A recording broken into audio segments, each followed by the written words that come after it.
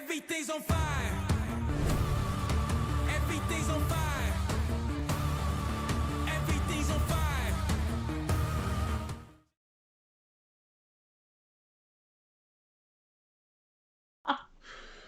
Welcome back, everybody. It is Tuesday night. The White Claws are flowing all around. We are here to have a good time.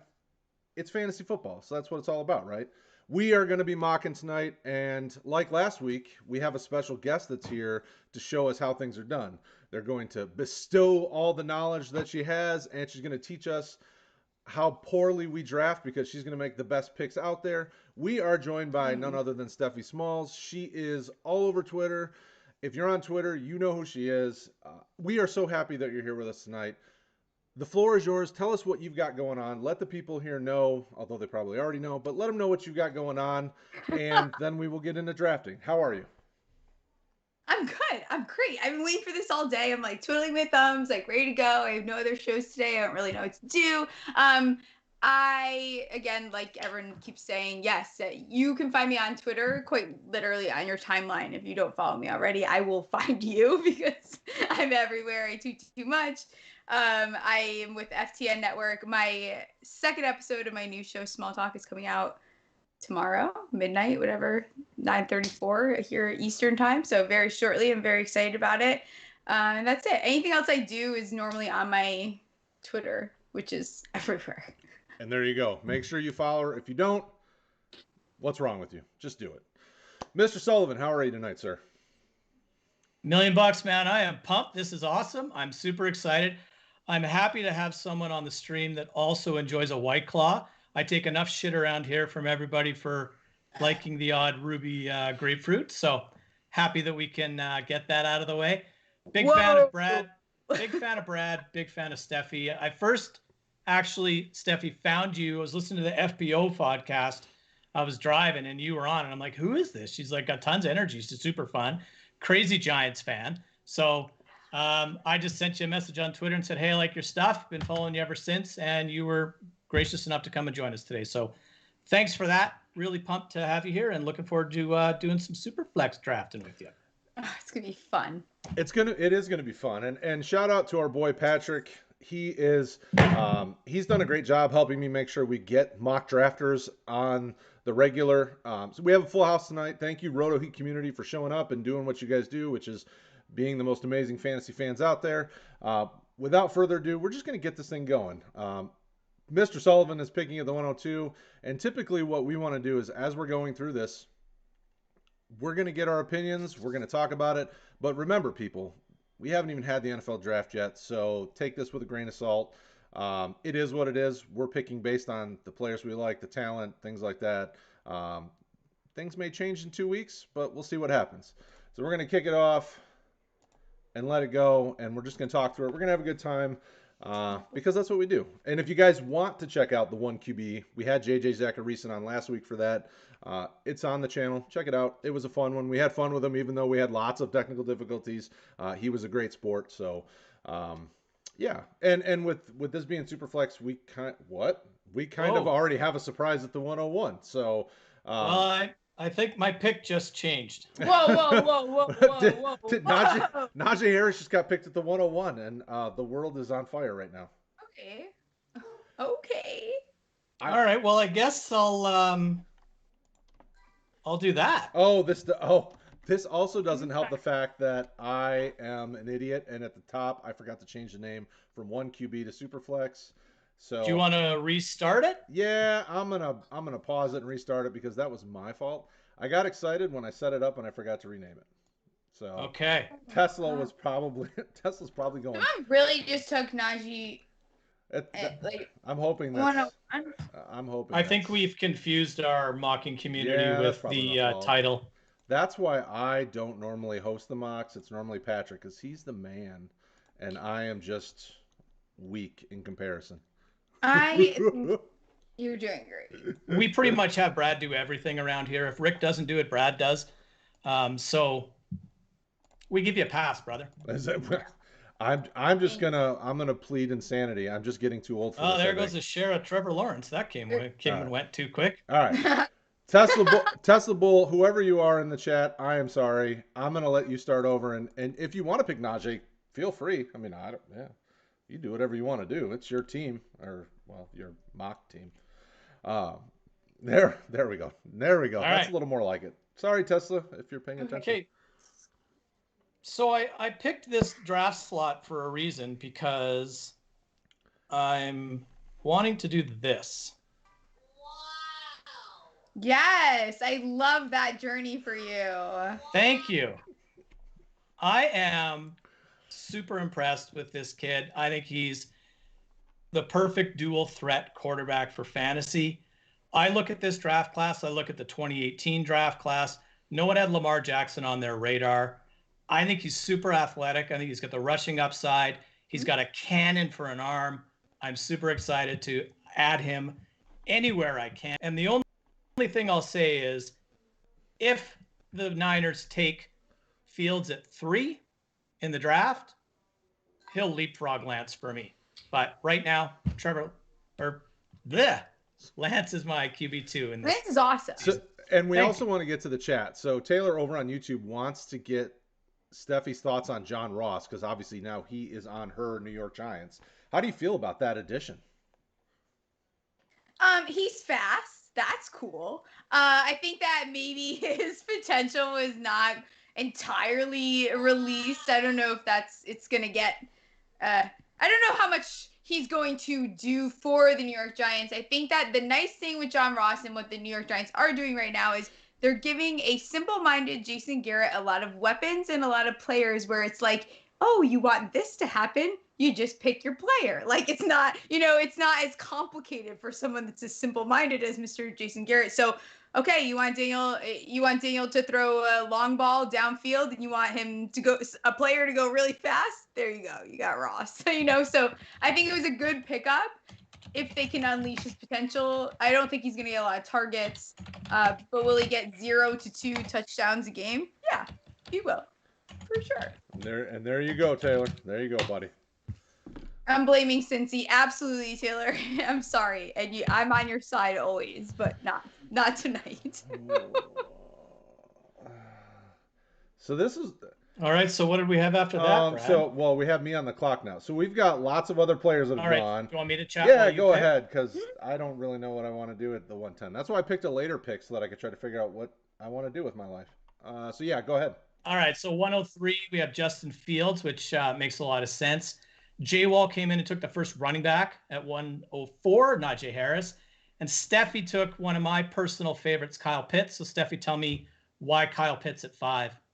Because he is the only person I'm 100% confident is an actual generational talent in this draft. I think that, Kyle Pitts, there's no way around it. He is something very special. He's going to be something very special in this league. And he's someone that I'm willing to put all my eggs in one basket with Kyle Pitts. Yes, do I have a couple other players that I'm a big fan of? For sure, but he's someone that I'm confident in. And I don't say that a lot. I don't put out rankings. I don't do anything. Kyle Pitts will be phenomenal in this league. Like, there's no way around it. It's awesome. And obviously I have an obsession with tight ends. A little too much, but that's the point. At some point, I need your Evan Ingram pep talk or something because I have way too many shares. So, excellent. I love Kyle Pitts. I think that's a great selection. Craig follows it up with another quarterback with Zach Wilson, which I think makes sense. And then we have a little bit of a curveball with Javonte Williams going as the second running back before Travis Etienne. I like it too. Brad, why do you love it? Because Javonte Williams is every bit as good as Najee Harris and can do all the things, can catch out of the backfield. I mean, he has all the intangibles that you like. No knocking Travis Etienne. I mean, he's extremely explosive and does all those things. But I think the top 4 running backs in this class are really intriguing. And, at the 1-7, if you can get a guy that's potentially as good as Najee Harris, I don't hate it. I mean, at this spot, you've gotten rid of all the quarterbacks that are worth drafting. So now you're like, okay, the top tight end is gone. Do I go with probably the top wide receiver? I probably would have gone with Jamar Chase here over Williams, but I don't hate the pick. I mean, Williams should have a nice career, and he should be a nice fantasy running back just because he can do it all. What's interesting is Waddle is still left. People seem to be. I mean, the more I watch the ADP results on all of our mocks, he seems like such an polarizing prospect. You either love him or hate him. Yeah, I agree. I keep flip-flopping Waddle and Smith in my rankings. I think Waddle's ahead of Smith today, but it might change tomorrow. I just don't know what to do with either one of them, and I like them both. Brad, I you're am. on the clock again, That's brother. what I was just like, oh, it's me. All right. The So thing with Waddle and Smith is I feel like, so I was higher on Waddle like maybe towards the end of the NFL season, and now I'm very high on Smith, and I'm not going to switch, and I'm not going to. I think that Smith's football IQ is unmatched. It's something that we haven't seen in a really long. Like I can't really compare him entirely to someone, and I think the BMI truthers, they go out there and they do their little thing, and then everyone gets down on him. So, but he's NFL ready. I think out of the three of them, I think he'll have the least issues coming in and just transitioning right into the league out of the prolific three that we all talk about nonstop. No argument So there. over on YouTube, the football therapist wants to know if Mac Jones goes to San Francisco, where do you guys see the value within Superflex leagues? I first and foremost don't think he goes to San Francisco because they didn't trade up for Mac Jones. Like that just doesn't make any sense to me. But Stephie, what do you think about that? If he does, let's say things go crazy, what do you think about his value? I think that you'll maybe find value not this year, but next year. He's going to sit for a little bit. If he goes whatever quarterback goes to the 49ers is going to sit. They will sit for the beginning of the season. I don't think they're starting right away. I think that's Shanahan's plan. I think any, player that does go there is in a good position because I think Shanahan is one of the most awesome offensive minds that we've seen. I'm a huge fan of his, but I just don't think that they're going to go there and start right away. So it's not going to be a player that you're starting week 1 in fantasy. It's going to be a player maybe by week, 6, 7, 8 that you can get in there, but it's not going to be a week 1 start, Mr. Sullivan, what do you think about him? I think that Mac Jones has the potential of possibly going at 3. The reason being is if I look at Kyle Shanahan's career, the most success he's had as a coordinator or a coach has been with Atlanta and with San Francisco. And Mac Jones is the closest thing to Matt Ryan that there is in this draft class. And I think he likes that. But I also think that they're blowing as much smoke as they possibly can. I think they end up taking Fields. But to answer the question, if Mac Jones goes to San Francisco, I'm still comfortable taking him in the first 7 picks of a Superflex rookie draft, without question. And I don't even really like him that much. For me, I get so worried about the Bama quarterback curse, I guess. There's no Alabama quarterback that's been successful in the league. I mean, maybe Tua breaks the mold, but I'm not a big left-handed quarterback fan, so I don't even know if I believe that. What were you going to say, Steffi? No, it's just the Tua. Anytime I hear Tua's name, my skin crawls. I get so infuriated. Anyways, no, continue, please. Yeah, I so that's for me. It's like, okay, I don't know that I trust that Saban creates NFL ready quarterbacks. Like they're great in college and they fit what he does, and then we never see anything but backups at the NFL level. So I'm like, I'll let somebody else fall on that one, and I'll just look elsewhere. I mean, look at where Mac Jones went. You still have Bateman, Gainwell, Rondale Moore. I took Darius Marshall, Jalen Watt. I mean, I would rather any of those guys over Mac Jones, and I probably would, and I think I said it on last week's show, I'm not touching him in any draft before, early, mid-second at the earliest, but. Right. And I think the smoke screen by the 49ers. I don't think, they're not taking Mac Jones. In my opinion, I don't see that happening. I think that this is very, the media loves to come out and they try to take a narrative and spin it, and then Twitter finds it, and then we all get excited. And it's search retweet. No one said that's actually happening. We just decided it's happening. So I just don't see that happening. Yeah, I would agree completely. Why would San Francisco give all that up to go get, of all the quarterbacks that would be available, Mac Jones? Okay, so the other question I have for you guys, how do you feel about the size conversation with regards to Devonta Smith? I've seen every metric, every stat, RAS, all the stuff that the smarter people out in the world have put out there still leads me to believe that Devonta Smith will be able to be a fine NFL wide receiver. Stephie, how do you feel about Devonta Smith? Are you interested in him as a prospect? Like, what's your take on him?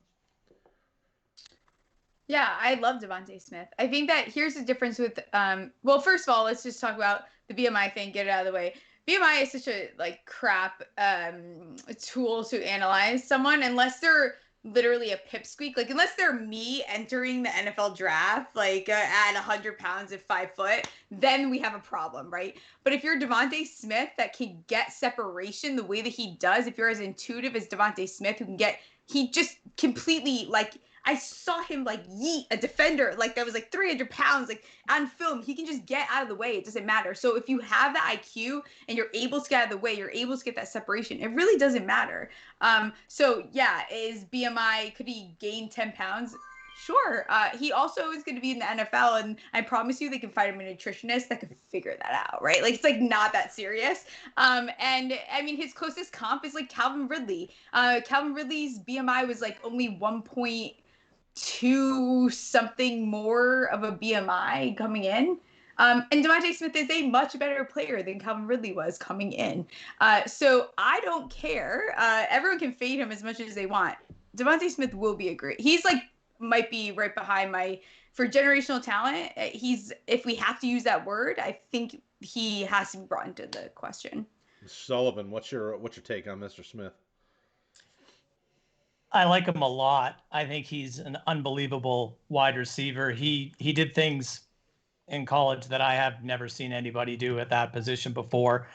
The man won the Heisman Trophy. It's the first time a wide receiver won the trophy, I believe, in 29 years. So, and he blew away the competition. You look at that national championship game until he broke his finger. He might have ended up with 400 receiving yards in that game if he didn't break his finger. With that being said, I was pretty high on him. My original pre-draft rankings, I had him at 101. And the more I watched film on other guys and took things into consideration, he's slid back a little bit.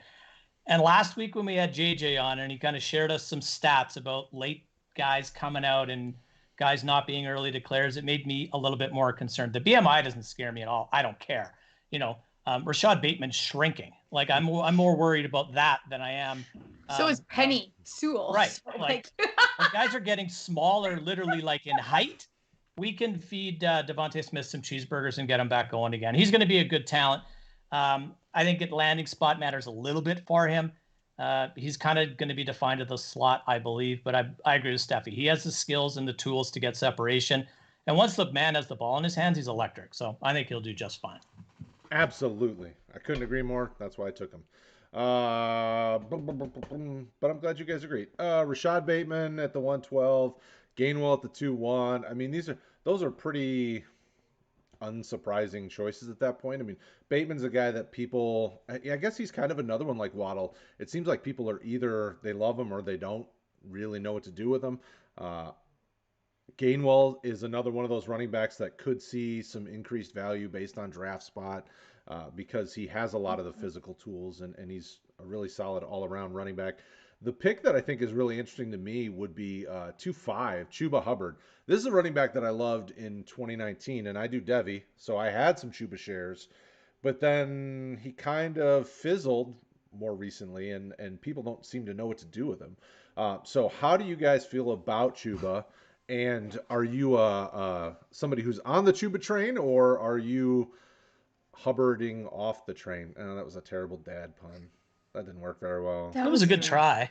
I tried to be funny. It didn't go very well. Craig will not be happy with that, and I will hear about it in the chat. Stephie, what do you think about Chuba? I'm waiting.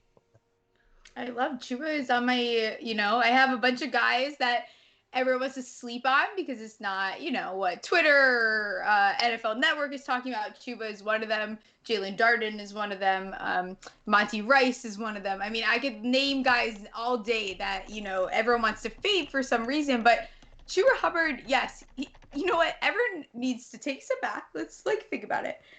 Not every player is ready to play in the NFL tomorrow. If you give them the right coach, the right system, they could very easily be phenomenal. And I think that Chuba Hubbard 100% has that in him.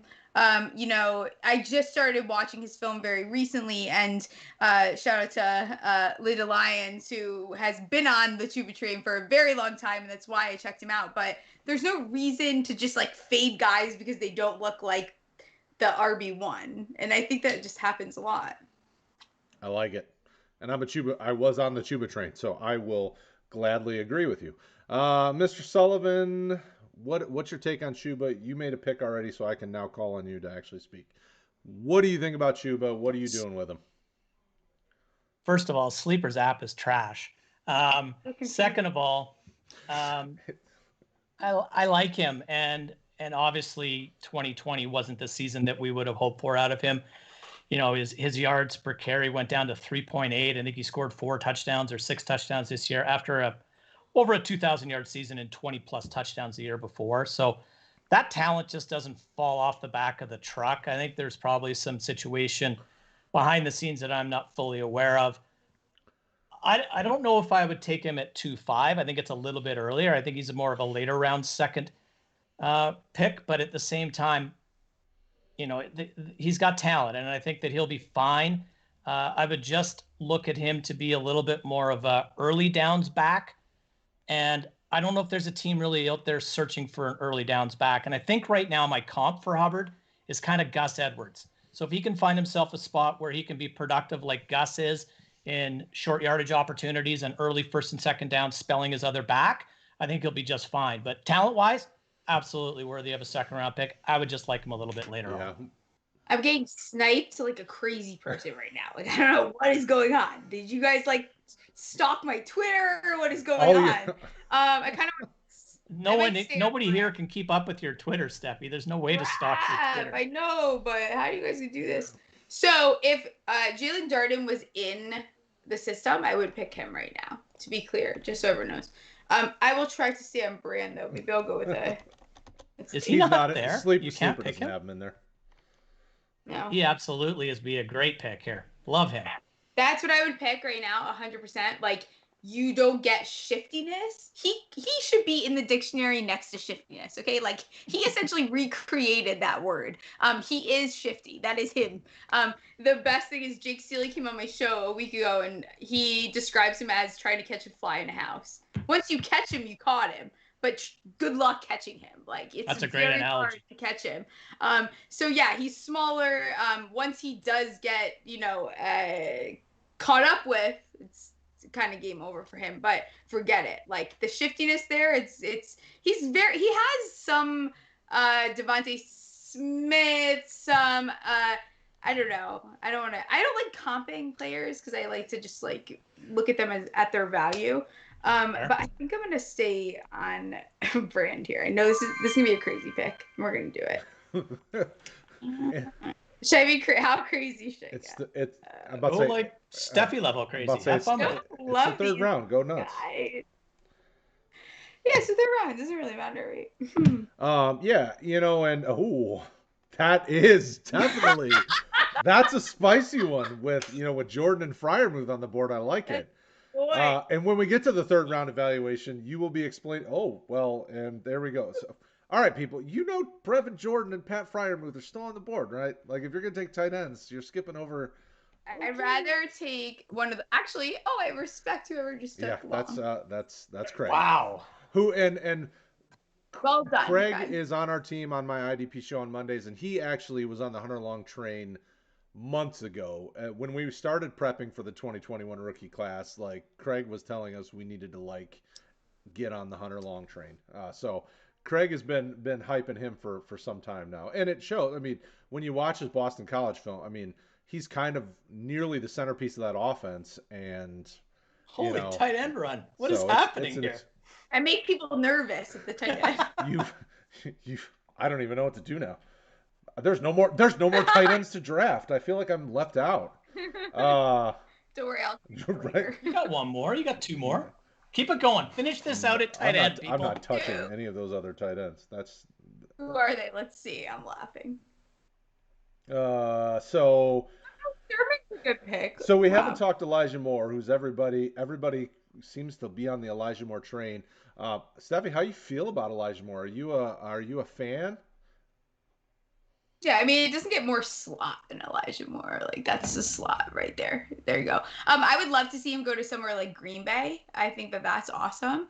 Other than that, I think I don't know. It's gonna be hard. It wouldn't shock me if someone were to take him earlier than we are expecting, but I haven't totally figured him out. Admittedly, I did try to stay away from the quarterbacks and most of the receivers this rookie draft because I don't even know where to start. Like, And Mr. Sullivan, what say you about Mr. Elijah Moore? Excellent value there in the middle of the second round. One of my favorites. One of the guys that made me say wow when I watched his film. As a Vikings fan, I absolutely want him nowhere near Green Bay, but he can go anywhere outside of the NFC North, or he can come to Minnesota. I'm fine with that. Really like him. I just think he's a complete player that, again, he's another one of those guys. A lot of these guys in this class, those sort of undersized slot guys that are explosive, he's right there with Rondale Moore for me. Both of them are electric in my mind. I love them both. Yeah, for sure. Sorry, I'm watching the chat and they're just ridiculous. All right, so Kadarius Toney went after Elijah Moore, and Kadarius Toney's another one of those that you've heard people mention him in the NFL draft as a potential first rounder, but then all of a sudden it got real quiet as of late. And Kadarius Toney's been a guy that nobody's talking about. I didn't really buy the hype originally. He's not really done anything to make me go, oh, well, he's a sexy sleeper. Like, there's nothing intriguing about him. He's just super fast. And I'm not, with all the fast receivers in this draft class, I'll look elsewhere. Stephie, what do you think about Kadarius Toney? And even touch on some of the other receivers taken in the second round. Amon-Ra St. Brown, Diami Brown, Tylan Wallace. Do you like what's happening here at the back half of the second round? yeah, so I would have went Elijah Moore had that been available to me. I think that what I like about Toney is that he's a guy. I sound like Chris Collinsworth. It's like, here's a guy Well, you got to slide into the screen if you're going to do that. Then you got to go full Collinsworth. Here's a guy that can see the open field is basically where I was going with that. So basically he's someone that can get away with the ball. He's very good at reading the field, very good at running his routes. I think I agree with you that some of this is a little bit of the hype around him. I don't know that he's totally proven himself to be what he's getting a lot of value for, but I do see the value there. So for me, he's absolutely worth like the pick at that point. But I don't know that I'm literally taking him in my own personal drafts. You heard it here first. It may or may not happen. She has no idea at this point. Right. But you want open fields. You want a guy that is fast and can get the ball to the end zone. Great. Love it. Love that for Toney. He's a wide receiver too, though. I don't see this guy being a wide receiver 1 in the NFL. Sully. I'm worried about Kadarius Toney, to be totally honest. He did about 80% of his damage in his college career in his final year. In 4 seasons, I think 78% of his touchdown production came in his final season and about 65% of his receptions and yardage. So that's a bit of a red flag for me, but you can't deny he's an exceptional route runner. So that will help him out. He's a draft capital guy to me. He's rumored to perhaps be coming off the board in the first round. I fear for the team that does that. But at the same time, I'm wrong a lot. So perhaps Kadarius Toney's the greatest thing coming. But he's a guy that I'm going to do my best not to draft. So in a draft with this format, if he's there in the third round, I'll take a look at him. But before that, I'm just too afraid to pick him. Well, and I've said it on maybe a show in the fall. I'll be interested to see how the evaluators, because 2020 obviously brought a lot of craziness when it comes to scouting. Like, you had to trust the film because you couldn't be there in person as much. You heard it from a lot of different scouts that they couldn't do their normal day-to-day going to the schools, talking to all the guys. Like, it was a lot of virtual. I'll be really interested to see how evaluators look at people. I mean, you're even starting to see it now with guys like Penei Sewell, where people are starting to not be as excited about him. Rashawn Slater's climbing up the board, and you're seeing some of these other guys. I mean, obviously this time of year you don't really know because everybody's trying to throw their smoke screens out, but I'll be interested to see how the evaluators and the scouts have figured out what to do with this draft class because after some of the top guys at each position, I mean, there's traits that you love about a guy like you've both said here with Kadarius Toney. There's things that you can really like about him, but then what you've seen on film is not a lot of production in a meh offense. Like it's really amazing to me. I'll be really excited to see how this all plays out in a couple of years. I mean, obviously we got to give these guys time to get acclimated to the league, but I don't know. It's fascinating to me how all that works. Like I would love to have been a scout this year to see what these guys had to deal with to figure out what they want to even do with their boards. I think we're all making it up at this point. Like, we don't have a lot to work with, right? I've been doing that for 3 years. Like, this is a weird year. And also, like, the draft is going to get freaky. Like, it's going to get really weird. It's not going to be a normal draft. It's not going to be what anyone expects. And that's, like, part of the reason why I'm avoiding making a bunch of takes on the draft, on who's going where, whatever, is because we don't know. Like, no one has any idea. The fact that they're even talking about, like, for example, my team, the Giants, trading back. If they trade back, hell is going to freeze over. That's insane to me. So even if, like, that one thing happens, any kind of movement, you know, the 49ers pick, that could change the entire trajectory of the entire draft. I mean, like, that changes where players like Kyle Pitts goes. Like, there's slight things that could happen that would change everything. You know, Washington Patriots, two teams that really should be looking for their guy. They could trade up. No one has any effing idea what's going to happen. Well, and now you're hearing all these, like even today, you're seeing guys report, you know, Carolina's trying to trade back. My team, the Lions, are trying to trade back. Like all these teams are trying to trade, but well, no kidding. If they really could trade back and get a bunch of picks, because nobody really has a clue what's going to go on. Like they're confused. Absolutely. But it's sending that message out, right? Like, you know, even if you haven't, you know, if you're Dave Gettleman and you haven't figured out how trading back works, maybe you don't do it. And, you know, if you're the Lions, you probably make your pick because you have enough holes that you can pick anyone there and fill it. Or perhaps that's the reason you trade back. I dropped a piece about the draft really starting at 4 when Atlanta's on the clock. And what do? They have a ton of options in which they can do because they have holes everywhere. Because they suck. Just call it out. Yeah. They're challenged. There's no doubt about it. The Lions are another challenged team. My team, the Vikings, picking where they're picking. I'm praying that some offensive line help falls. And if it's not, I'm praying that some edge rushing help is there. But you're right. This is a weird year. It was a weird NFL year. It was a really weird college year. And, you know, when your job is a scout and you can't really scout, that's pretty tough. So that's why guys are shrinking, right? You're like, geez, I swear to God, this guy was 6'2" the last time I checked him out. Turns out he's 6 feet tall. Penei Sewell's arms are getting shorter. Like, it's just a very, very weird. Very thin waist now. Yeah, the Bengals should still take him at 5, and I'll take that. Oh, they won't, though. Don't worry. They'll botch it. Super wet. They're like super wet. Fall all the way to the Vikings. I'll be super thrilled. But, look at Joe Burrow's knee in the new jersey premiere. Like, get him some help. Like, you see that scar all the way up the knee. Ooh. It's so, like, you realize his leg wasn't attached to his body at one point. Like, you guys we want to just trust him and say, let's bring his buddy back. Like, they're frat bros. I'm pretty sure, like, if you're not photoshopping that, if you're the Bengals, you're ridiculously insane.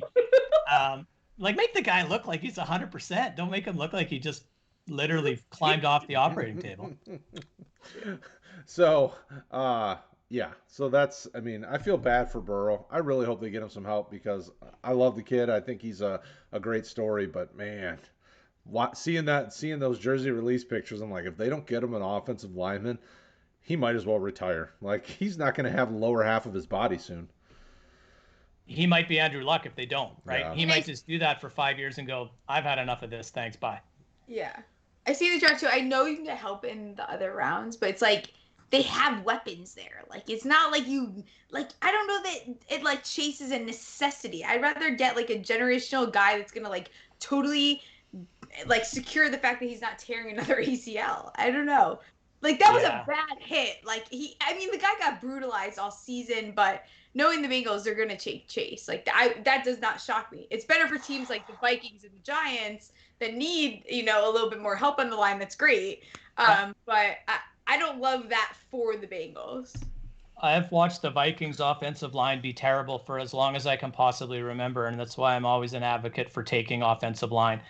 You fix your front, your offensive line, you fix your defensive line, and I think then you build your teams around that. That would be, if I was ever fortunate enough to be a general manager, that would be how I would go.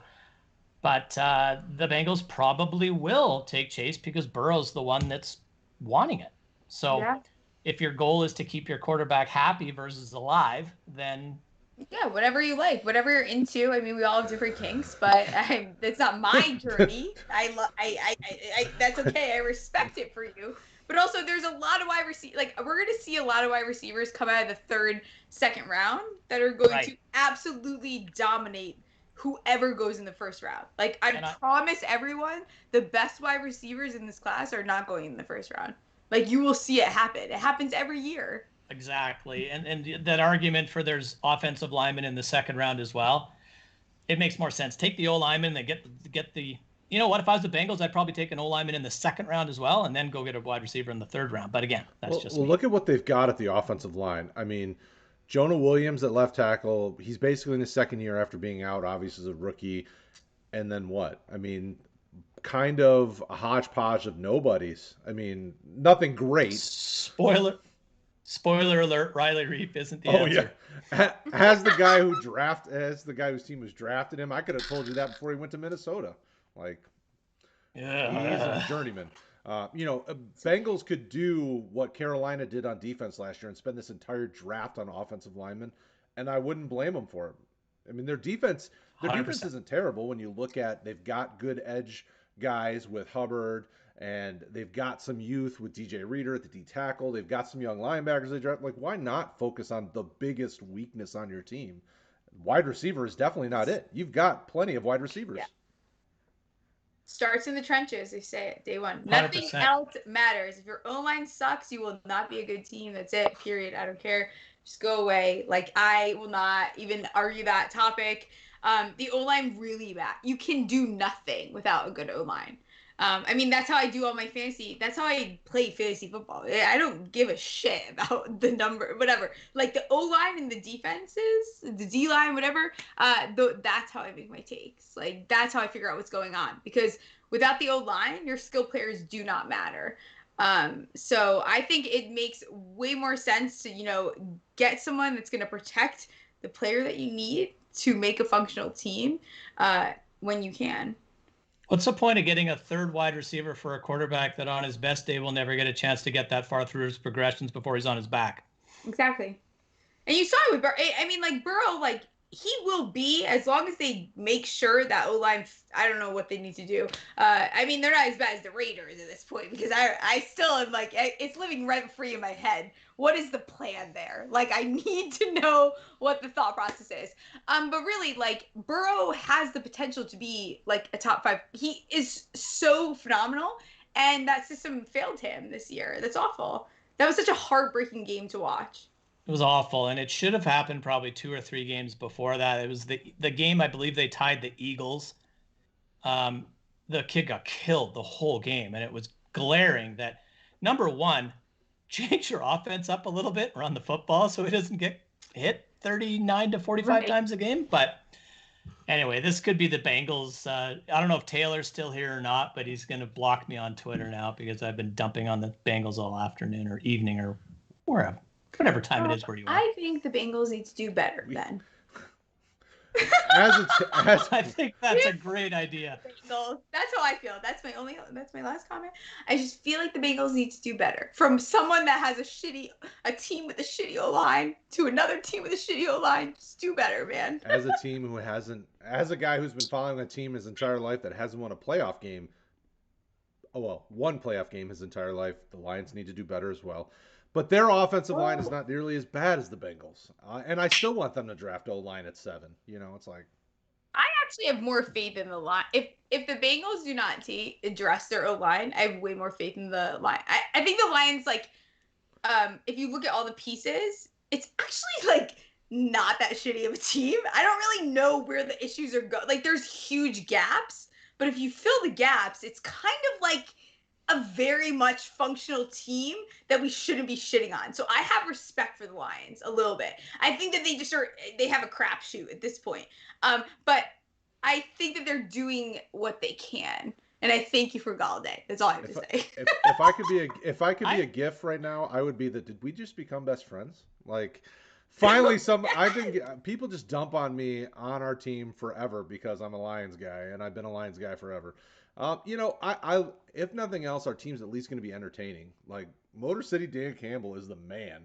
Like, biting kneecaps and He wants to bite off kneecaps. he's intense, and I love it. I mean, and I remember when he played here, and I don't remember this guy when he played here. Like, he was just a blocking tight end who would maul people, but now he's like mauling people verbally, and I'm enjoying it. So, Yeah. Go ahead. I hate the fact that I'm a Vikings fan and I kind of like the Lions. you want to just do it. Probably goes back to Barry Sanders being my favorite player of all time, but I really like what the Lions have done, not only with Campbell but the rest of that coaching staff. Anthony Lynn and Deuce Staley, and who did they add on their defensive side? Their coordinator's impressive as well. I can't remember. Yeah, they got Aaron Glenn, the former All-Pro corner. Right. They've got Antoine Randall L, the former Pittsburgh Steelers receiver. They've added a lot of talented coaches. Now, I understand you want a lineman there at 7, and I understand that, but don't you need to draft a wide receiver? Like, if you get on the clock at 7 and one of them is gone, are you not taking, let's say Chase is gone, are you not taking Smith or Waddle Smith or someone? is sexy there. I'm sorry. Like, don't you have to do that with Galladay gone? I don't. Like, who's your number 1 wide receiver right now? Terrell Williams. I mean, it's probably it. Rashad Perryman? No, not at all. No, not Perryman and Williams? No, like, come Quintez on. Cephas before any of those guys. Like, don't worry, DeAndre Swift is going to take them to the promised land. That's all. DeAndre Swift is a stud, and I love him, and I think he's going to love him to death. Season. I need a DeAndre Swift But he's going to be the Lions' version of Joe Burrow. They're going to get him killed. He can't touch the ball 45 times. Well, that's why you got Jamal Williams. Saquon Barkley would like to enter the chat.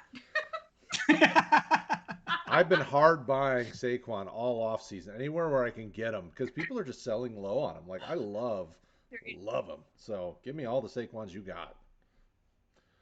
Sold my one and only share last year, and it breaks my heart today. But I won that league. It will when he outplays Adrian Peterson's 2012 year. Mark my. Whoa. But Mike. Pretty good. It's my call. Side bet? Yeah, I'm down. I'm all about betting. betting. Heat Seekers, you've got a hot take here. We'll offline a case of White Claw on this one. This is good. I'm so down. Now you've got me. You had me at White Claw. So it's so I'm excited. Like, I think, if they go receiver, I don't hate it. I don't hate anything they do in this draft because they do have a lot of needs. I would prefer them to make sure that right side of the offensive line is fixed. I don't hate Jared Goff as much as a lot of people do. I think he can be very, very playable and usable for many years, especially with the way Anthony Lynn runs his offense. I mean, look what he did with Justin Herbert last year. Goff can do that. He can do play action and get the ball out quickly. TJ Hawkinson will be a stud. For you fishbowl fans, if this is a tight end friendly fishbowl, take Hawkinson as your tight end 1. He's certainly more than sexy for that choice, and be fine with it because he'll get a ton of action this year. You get your invite yet, Brad? I'm telling you, because I went tight end last year, I will never be invited back. Like, I went bold and thought because of the scoring that tight end would be a. We're doing tight. I'm gonna do tight end. So you're gonna draft all tight end. Well, I'm just saying, don't be me because you won't get invited back doing the tight end. Oh, I'm a big trade girl. So basically, what I do is this is my draft strategy. This is what I do well. So I do my first pick, whatever, and then I just focus on what everyone else is doing, and I'm like, you're an idiot. You're gonna need a running back. So then I draft the best running back, and then I just do as much as I can. No one's taking tight ends. Okay, I'm gonna draft 3 tight ends. Because then you have to give me a king's ransom for it. Nice. So there you go. I'm taking like human shark at that point. There you go. Everyone hates in the leagues I'm in, they're like really upset, but it's fine. What else happened in this draft we just finished? So lots of tight ends. Round 3 was tight end city. We'd love fans. I think it was interesting. I mean, as we moved on, we saw a lot of wide receivers and tight ends go. What do you think about this next block of wide receivers, Steffi? So we've got Amon-Ra, Diami Brown, Tylan Wallace, Tamarion Terry, Seth Williams, Nico Collins. Like, how do you feel about those guys? Are those guys that you're willing to target? Do you think they have fantasy value as wide receiver 2s or even more? Like, what's your take on them? So, to be honest, I haven't looked at a lot of those guys. The two that I have looked at are Terry and Collins. I think those are the only two. So when it comes to wide receivers and comes to fantasy, whatever, I'm not like digging too deep into it. Just because, you look at how normally the draft goes, normally how things go. I mean, he's not a wide receiver, but I think about Sam Darnold and how excited everyone was. And then look what he did to you guys. He broke your little hearts. And so, but Nico Collins, I'm very excited about. I keep drafting him. I don't know if it's like subconsciously, but like whenever I do Giants mock drafts, he's always coming to me in like the 3rd, 4th round. I'm like, oh, Nico Collins is there. I love that. But I don't know if they have watched enough film to comment confidently on those guys, which is why I did not take a wide receiver, because I haven't looked at them. And again, I will never like do something if I don't feel fully confident in my take. Well, if it makes you feel better, you have a little bit faster version of Nico Collins and Kenny Golladay on your team. I mean, Collins is a big physical receiver like Kenny, so it makes sense that you would like him because you've got a very similar type guy on your team. So well played. I like it. Right. And his name is Nico, so what the fuck? That's a cool name. Mr. Sullivan, how you feeling? I know that you and I have had to dig through these receivers for RookieDraftGuide.com. So what do you think about these guys? Yeah. Are you sold on any of them? All right, guys. Now I have to add them to my list. It's like a whole thing. You can just sign up for RookieDraftGuide.com, Steffi, and all the videos there for you to watch. I love that. Yeah. We got you. Yeah. We got and you. anybody out in the chat, RookieDraftGuide.com. We have evaluated literally everybody that you can think of, and we put them on there for you. Offense, defense. My IDP guys from my Monday show, we've been digging into the defensive side, and I think we have like 9 or 10 different guys evaluating players, offense and defense. Yeah. So it's not just. You're an IDP guy. Yes. Huh? Oh yeah. Right. This is my first year. I'm very. Brad, Craig, and Paul are our IDP specialists. I can't even spell IDP. Monday night we do an IDP stream, and we do like. But I'm into all sorts of crazy fantasy stuff. So Devi, IDP, give me the more weird outliers because I like a challenge. Yeah. So. Well, I like IDP because it like He's a incorporates Lions fan. the part of football that I love so much, and that's what I like. So it's very hard for me to like just play these like very constricted leagues that don't involve the aspects of football that I love and that I fell in love with football over. But not to get too sentimental. Follow Steffi, become IDP fans because IDP is awesome. Sorry, Sullivan. Go ahead. I didn't mean to steal your thunder. No problem. I don't have much of a take here either. Last count, Steffi, was 108 offensive players we've watched film on. I don't know about the defensive side.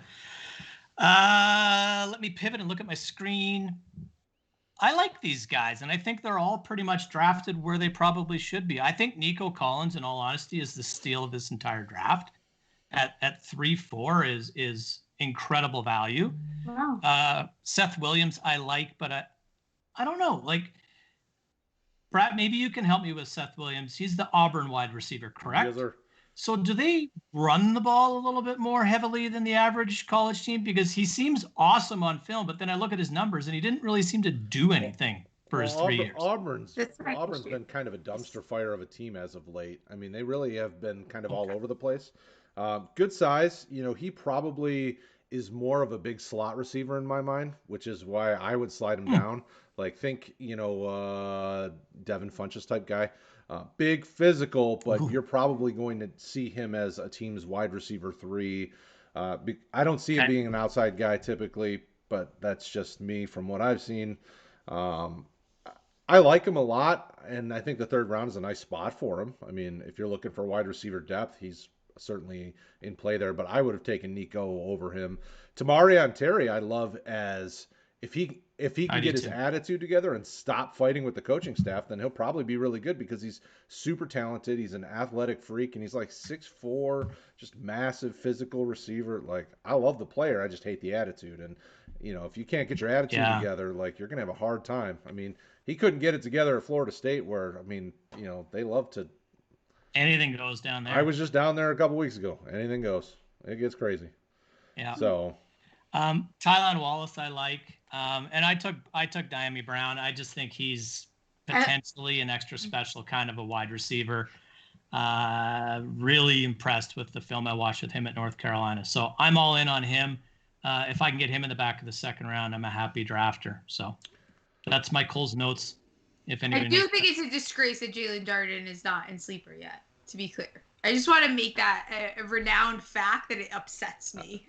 I think if you tweet at sleeper. I did. They said after the draft they'll add him. Like, what the hell is that? Because I was going to say they'll reply to you. So you know what I did? You know what I did in all these startups? I'm taking people like Eli Manning, Drew Brees as my last pick. I'm just going to drop them and take Jalen Darden.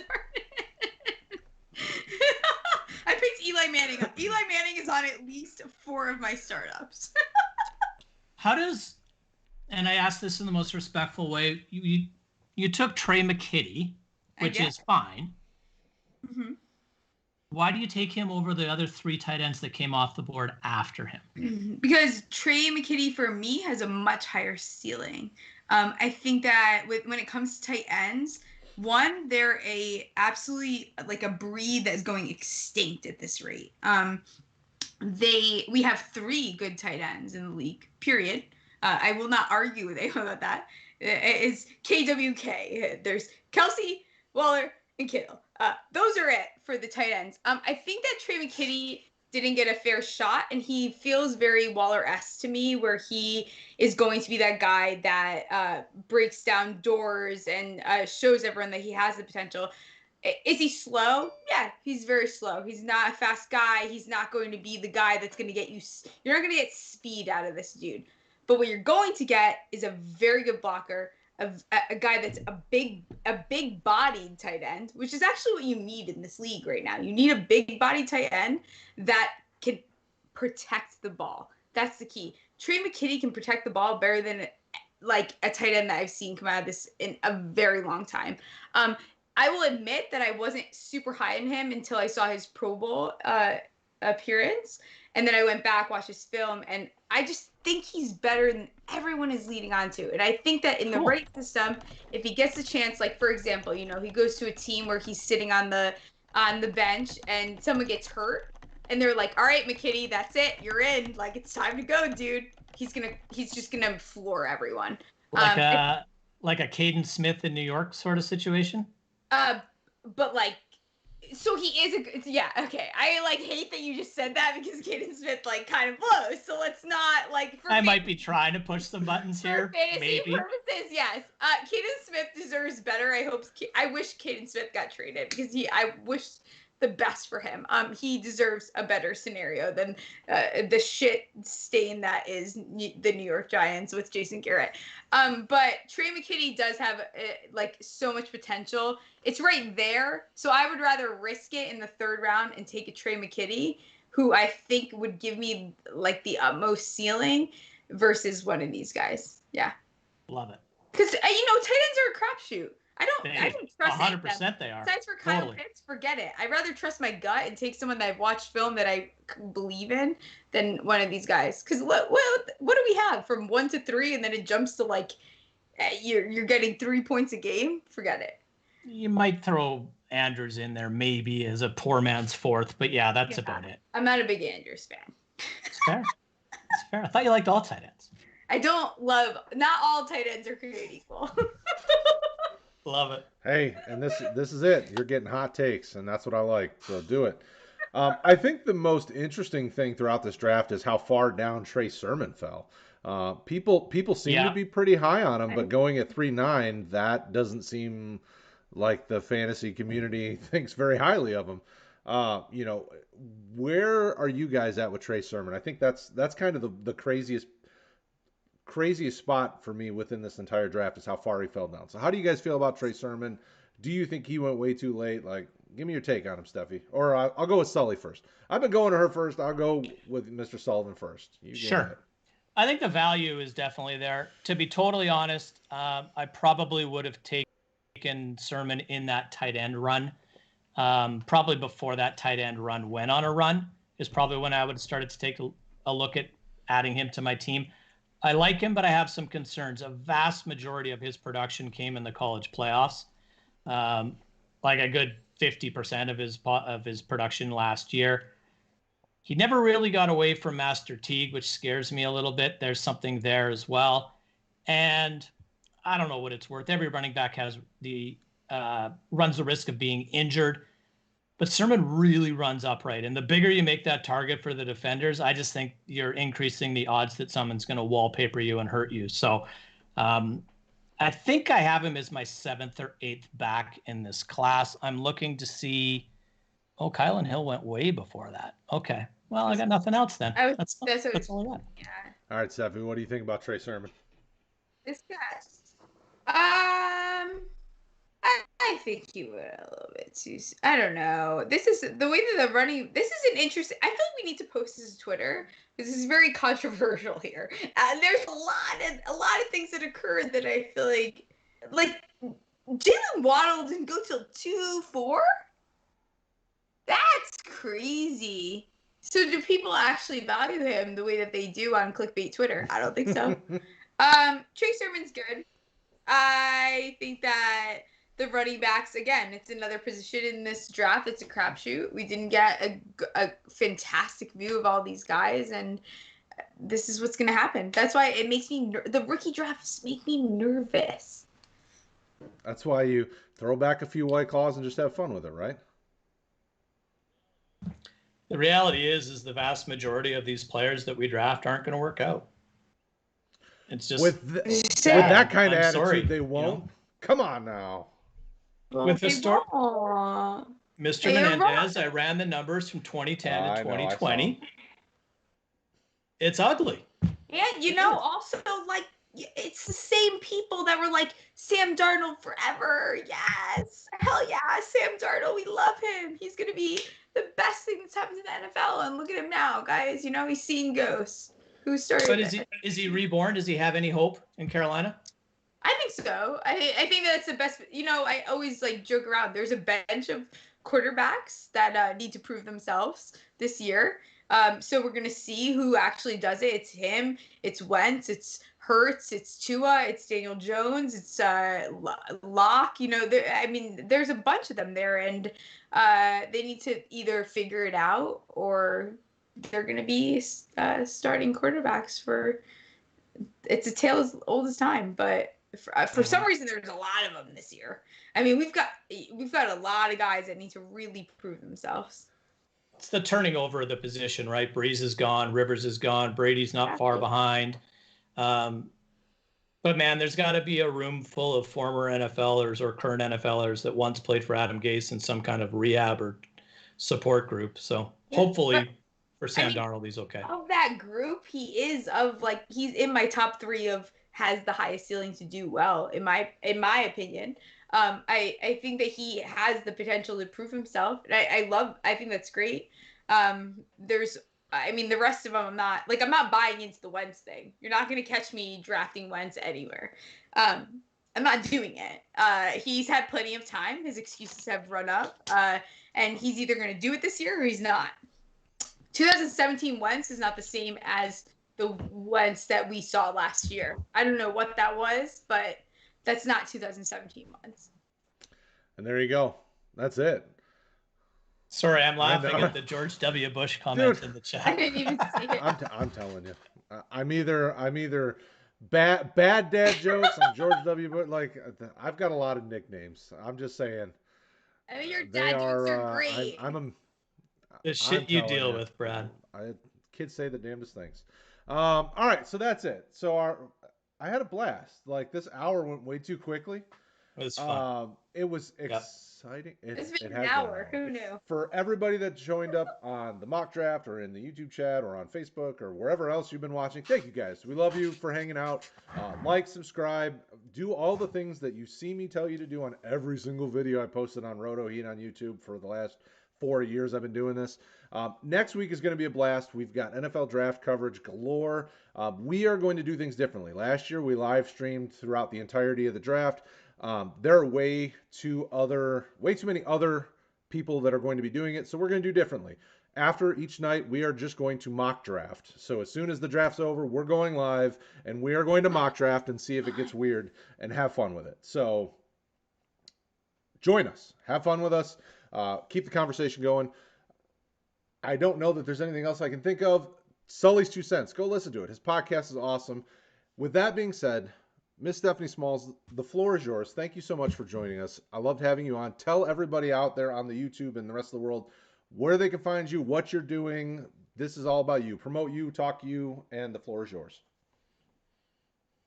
Yeah. Thanks guys for having me on. You guys are so freaking close to having 2,000 subscribers, which is so freaking awesome. I told Mr. Ricky Butts that I would say why I have 3 L's in my Twitter handle, so I will do that right now. The 3 L's stand for Mr. Brady's 3 L's. He has 2 losses. Oh my God, I love that. Sorry. He has 2 losses by my New York Giants and 1 by my Nick Foles, who went to my alma mater and was my dude at University of Arizona. So that's where the 3 L's come from. You guys can find me on Twitter at Stephie Smalls with 3 L's. And otherwise, guys, keep up the awesome content. Thanks for being great people. Not everyone can manage to do that these days. So to be a good person is a lot these days. Unfortunately, it takes a lot. And from the dad side of things, respect people. Stop being stupid. We will talk to you again on Thursday for the Devy Show, where I will be talking freshman running back, which is weird this time of year to be talking freshman running back, but we are going to do that. We like weird. We like weird. You came to the right place. We love you all. Have a great night. We will talk to you again soon. Take care.